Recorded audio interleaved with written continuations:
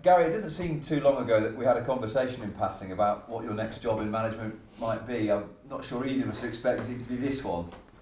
No, but you know what, football's an unexpected sport, isn't it, at times? And you can easily go from the Sky Sports studio to on the touchline of two very different jobs. One's very, very easy and one's very, very tough, and you can work out which one way round you think I've got that. So I think, look, I think the circumstances are very unusual.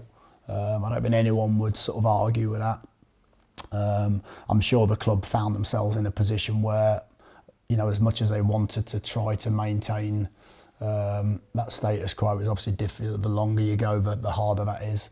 And so, yeah, look, all I can say is that when I got that call, it was something that, you know, I didn't have to think about for too long. Would I normally go in at a club as interim manager for 8 games? No. I think my career suggested that maybe, you know, I'd only go in long term, but it just felt like the right circumstances, and it felt like the right thing to do, and it felt like the right club to do it. And I'll be honest, from the second that I said yes, you know, I feel like I'm reinvigorated. I've had a little breather. And sometimes when you come to the end of a job, you know, you haven't quite got the necessary energy to do it how you'd want, but certainly that energy's back, and I'm massively looking forward to the challenge. You know, it's been a really good 3 or 4 days. Yeah, I can't wait for the games to start. When you had that process of totting up in your mind whether it was the right thing to do, how significant was the conversation that you had with Tony Mowbray? Very significant. I think that was always in my mind that I wanted to have that conversation. I believe Tony was quite integral in that process as well, in terms of sort of suggesting that I might be a good candidate for that role. You know, I think that tells you everything you need to know about Tony Mowbray. I think that's why he's such a popular character, and why everybody, I think, is first and foremost wants him to get better and back on his feet and back on the touchline, because that's where everyone's, you know, wants to see him. So, but I think it was also important that I had the conversation and made sure he was fine, part of that process, what his thoughts were. You know, he gave me his opinion on the team, the players, the situation. And I think one really important part for me was, and maybe sometimes when you're in a situation, you want to try and be respectful in the way that you do it, and you want to sort of have half a mind on how Tony's tried to do things. And when that conversation started, Tony said, look, you've just got to do it how you see fit. You've got to do it, you know, as an 8-game block, and do whatever you want to do. That's why you're there. So I think that was also important. But yeah, I had a good chat with him. You know, I think we all wish him well, and wish him back to full health as soon as possible. Yeah, that was going to be my next question, actually, about the line of communication as to whether he is accessible. Should you want to speak to him? Is it just you're the manager now in your own right? Tony comes back hopefully at the start of next season. Yeah, look, I'm an experienced manager in my own right, and I don't, you know, I don't think it's not a situation where, look, I'm sure I'll stay in contact with Tony, but I don't think it's a case of Tony ringing me on a Friday and going through the team with me. You know, I think it's more a case of I've got to do what I see fit to do. I've got to make those independent decisions with my staff and the staff that are already here. But I've said it many times, you know, my job's very, very simple: to make sure Tony Mowbray comes back here as a Championship manager, and that's you know, as well as for the fans, as well as for the football club, because it's an important 8 games. You said it's a simple job that he comes back as a Championship manager. Is it a simple task keeping Birmingham as a Championship club? Well, look, I think from the outside, if you look at it, you go, well, we are where we are for different reasons. You know, the team have not been in fantastic form for different reasons, and that's not for me to work out what. Well, it is for me to work out what those reasons are, but it's not for me to justify those reasons. And I think it's pure and simple. We're in a difficult position. We're not where we want to be in the table, and the only way to be in a better position and feel better about things and feel that positivity coming straight back is to go and win games of football. And the only way you do that, from as long as I can ever remember, is to make sure that you work incredibly hard every day to make sure that match days are easy. I think that's first and foremost. Your mentality in training is to go and do the right things in games, and if you do it more often than not and play with the quality that I think the squad have got, then you'll go and win games. And you know, that consistency has been the message I've shared with the players from day one, from literally the first 10 minutes that we walked into the building. This is what we need to do. This is how we're going to do it. You know, the players now have got to bring that to life, and that's the bit that I can't control as a manager, you know, and we haven't got a lot of time to get that impact. So yeah, I'm looking forward to the challenge, massively looking forward to the challenge. You know, for me, you know, if someone tells you that you're in a difficult position, then, you know, you roll your sleeves up and you make sure you fight as hard as you can to get out of that, and that's what the players look like they're wanting to do so far. Yeah, you used the word positivity a lot when you spoke to the club last week. Having been at the final game that Mark was taking charge of against Watford, it felt to me a group very low on confidence. So what do you do about that in the short term? Well, it's a different, I think again, it's not a 46 game season where you've got time to build your philosophy and you've got time to not worry too much about one or two games, and you know, you can sort of trial one or two things. It's, you know, we've got 8 games. We need to impact straight away. That's my job. I've never been a manager to say, oh, maybe I need 2 or 3 games. You know, I want to impact straight away. And in order to do that, you know, what we have to try and do is find a balance between building the players' confidence up, making them feel comfortable in the formation, play in a way that I think will suit some of the players and get the best out of them. Football's no different. You've always got to try and get the best out of the players, whether that's your own philosophy or a slight hybrid of what you think's required and how you want to play. So yeah, it's about me imparting that, and it's about me trying to sense what that looks like. But it's about the players. It's about trying to give them every tool they can and be as prepared as possible so that they can go and compete in football matches and feel that confidence coming back and feel that coming back. But again, you know, they've got to go and do that when they cross the line. But again, we'll prepare them for those moments. Final couple from me then. You spoke again last week about how different the club is to the one that you were the manager of, different owners. But do you see any comparisons in how the season's gone from you were sacked, replaced by Gianfranco Zola, and it all went pretty badly from there? John Eustace was doing a pretty good job. Wayne Rooney came in when maybe the change didn't need to be made, and some of maybe the position that Birmingham find themselves in, they've shot themselves in the foot a little bit. I think it's easy for everyone else to find that narrative, and of course, you know, I can see similarities, but I don't think for me that narrative's particularly important at this point. What I would say is, I've always said this, that football club owners who are prepared to invest millions and millions of pounds to try and make the team better and try and make the club get back to where they were, I think, you know, they have to do it how they see fit, and we all know that football works in different ways. But what I have seen so far is, and I've seen owners that desperately want to try and get this club back on the map where it should be, and get this club back competing where it should be. And my job's to try and make sure that we finish the season as well as we can. And that's it. What happens after that, what happens long term, is not really my concern, if I'm being honest. And it's about trying to win as many of these 8 games as possible. That is the remit. But I guess just lastly, what is your concern long term is your own future, and this is a nice little window to just remind everyone what a good manager you are.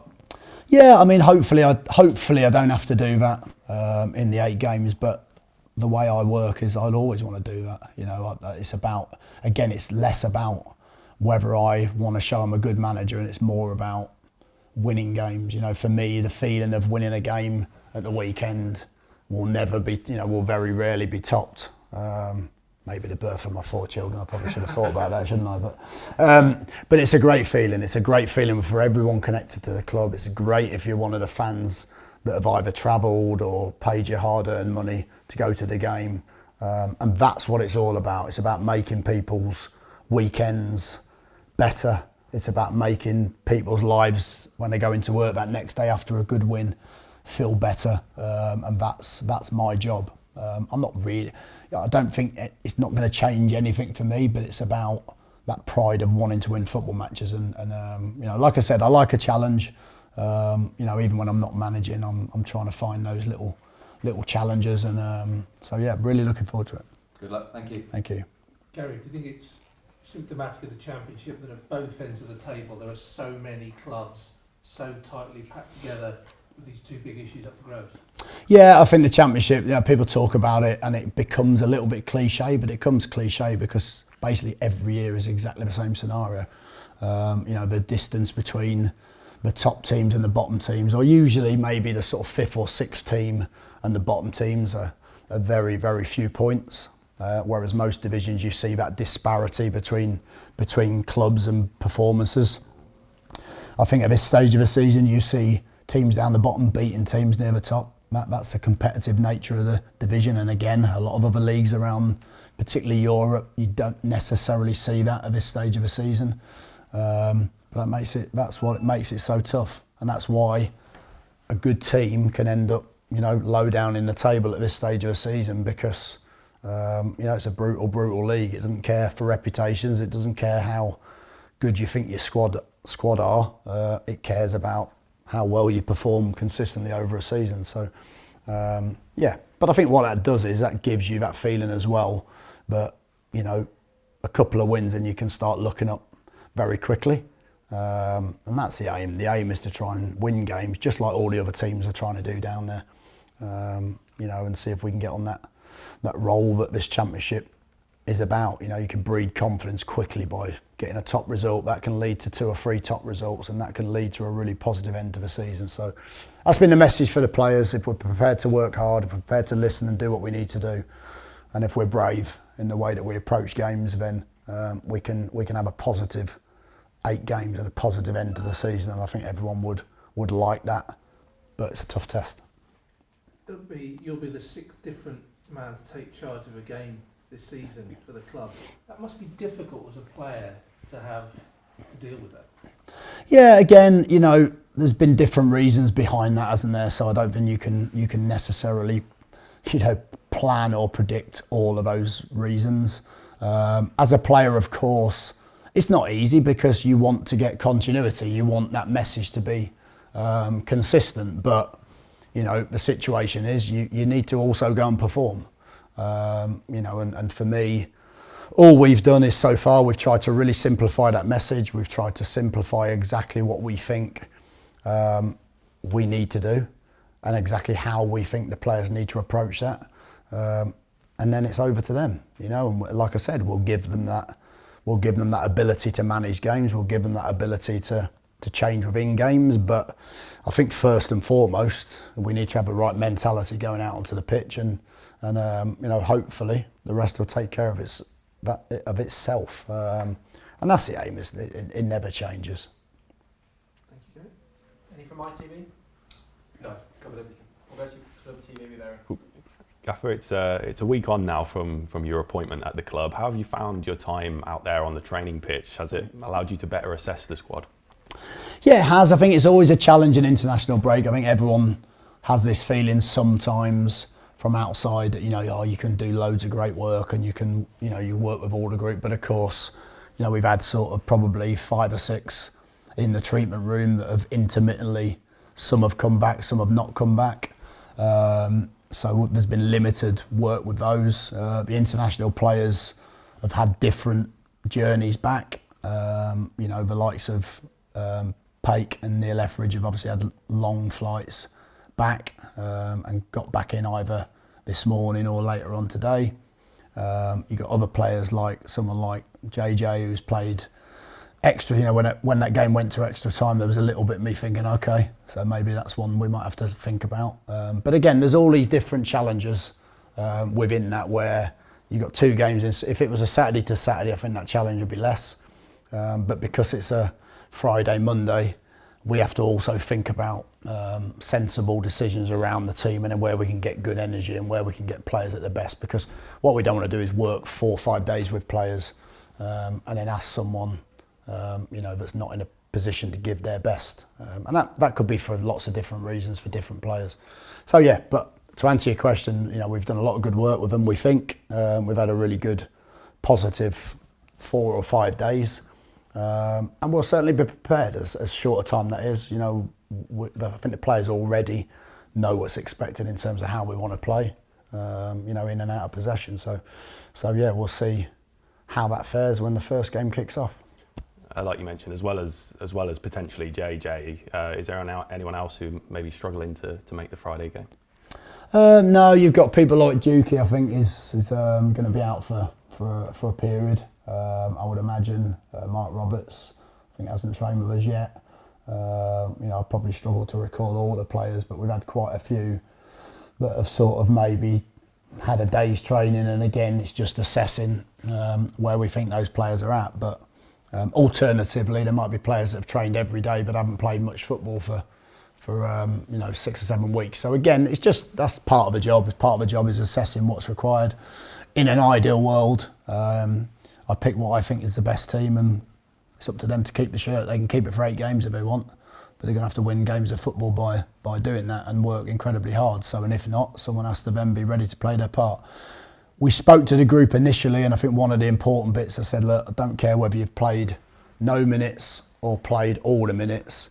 Every single one of you has to be ready. One of you might go and score a goal with 5 minutes to go in a game that makes a difference. One of you might make a goal line clearance with 10 minutes to go but makes a difference. You've all got to be ready, and they've all got to play their part. So yeah, at least I haven't got to worry about long term what they think of me, eh? That makes my job a lot easier.